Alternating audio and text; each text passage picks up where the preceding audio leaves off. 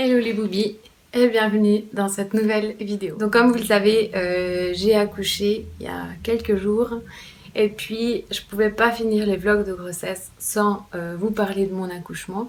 Donc juste pour mettre l'église de nouveau au milieu du village, je suis apprêtée en ce moment, c'est-à-dire que j'ai des cheveux plus ou moins faits, un maquillage et je suis habillée. Mais en réalité, je suis comme ça parce que c'était le mariage de ma sœur. Donc voilà, je pouvais pas sortir en pyjama. Mais pour de vrai, mes journées et mon look des journées ressemblent plutôt à ça. Voilà, donc mon ventre il est encore méga gonflé, hein, faut pas rêver, on dirait que je suis encore à 5 mois de grossesse. Je peux vous montrer. Voilà. Et puis j'ai encore des magnifiques culottes.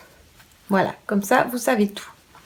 Donc mon accouchement, comment il s'est passé? Ça a commencé à 1h30 du matin, une contraction qui me réveille. Bon, étant donné que ça faisait 2 semaines que ça m'arrivait régulièrement, je me suis dit c'est pas encore sûr que ça commence. Puis j'ai essayé de me rendormir et puis je me rendormais pas. Et puis c'était régulier toutes les 4 minutes, mais pas très fort en fait, ça allait.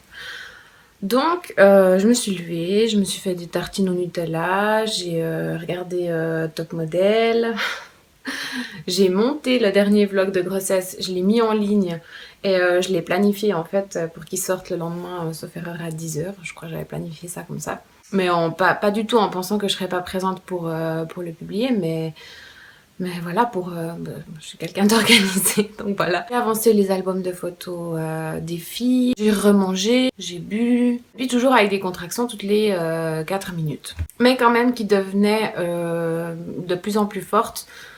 Et puis à 3h, j'ai appelé la maternité en leur disant voilà, j'ai des contractions toutes les 4-5 minutes. Mais je vais pas venir tout de suite, je préfère en fait rester à la maison et puis bouger, en fait. Je restais toujours en fait en mouvement. Et puis à 5h moins quart, j'ai réveillé mon mari parce que là, j'avais trop mal quoi. Ça m'irradiait dans les jambes. Et puis je l'ai réveillé, donc nos filles on les avait laissées cette nuit-là par hasard chez les grands-parents. Yeah.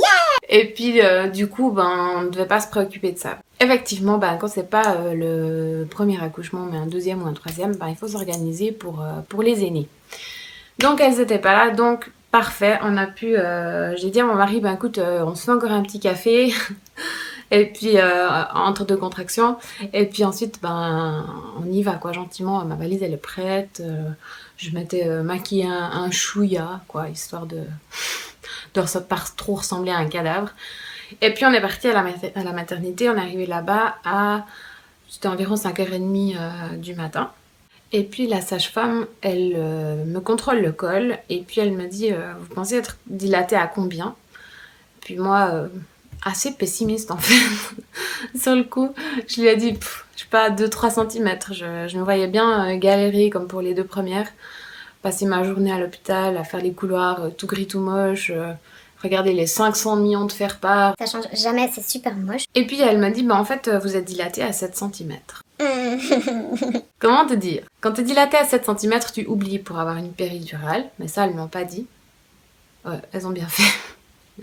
Elles m'ont quand même dit oui, une péridurale. Puis moi j'ai dit ouais, j'attends, on verra comment ça se poursuit. Et puis elle m'a proposé de prendre un bain comme pour mon deuxième accouchement.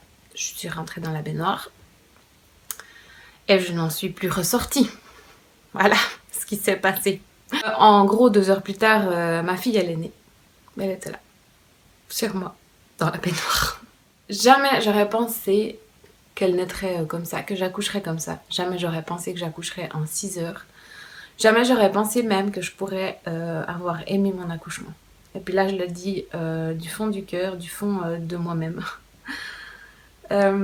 J'ai aimé cet accouchement. Ça m'a fait méga mal quand elle est passée. Ouais. Ah, juste pour les petits détails techniques. Quand on accouche dans une baignoire, on ne peut pas avoir de péridurale. Parce que la péridurale, c'est un aiguille dans le dos, ça se contrôle, c'est pas possible. Du moment où vous êtes dans le bain, vous ne pouvez pas avoir de péridurale. Donc voilà. J'étais nue.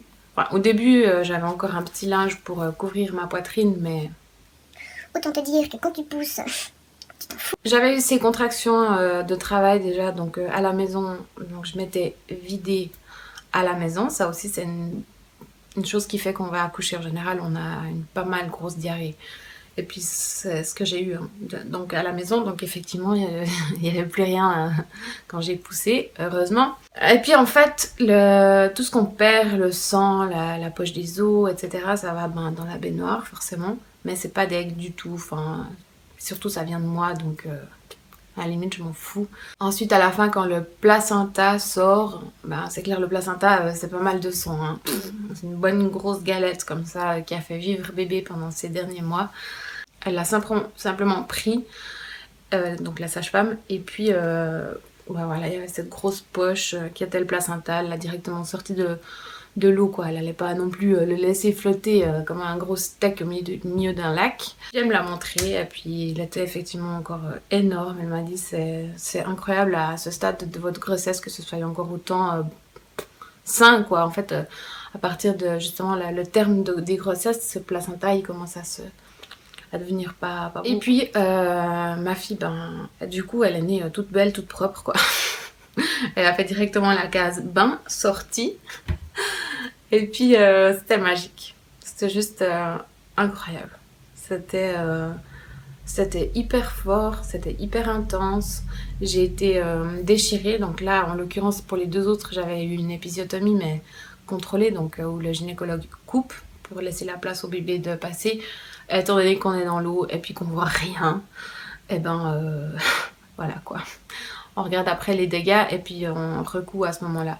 Mais il m'a dit que ça allait et puis que de toute façon c'était comme ça. La suite, alors ça c'est le côté moins glamour quoi. Forcément comme t'as pas de péridurale, ben quand ils m'ont recousu, il fallait anesthésier le bas. Alors là je l'ai bien chié. Il m'a dit le gynécologue, vous allez avoir mal. Donc je vais vous faire des piqûres dans les fesses et carrément dans le vagin.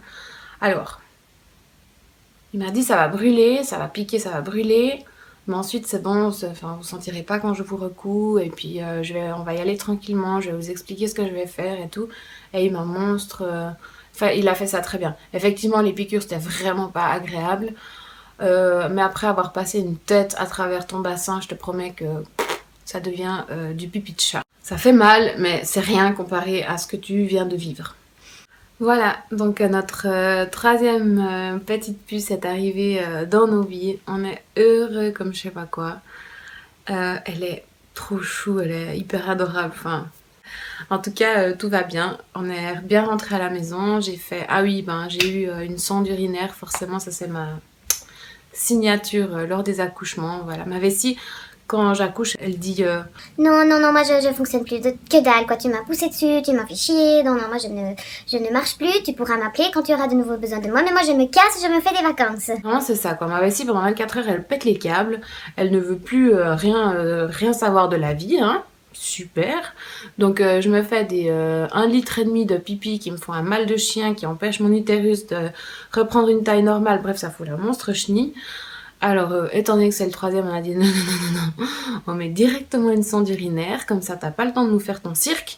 Et puis, quand t'as décidé que c'est bon, t'as fini ta petite pause, hein, eh ben, on enlève la sonde et puis voilà, ma vessie refonctionne comme normal, comme de rien.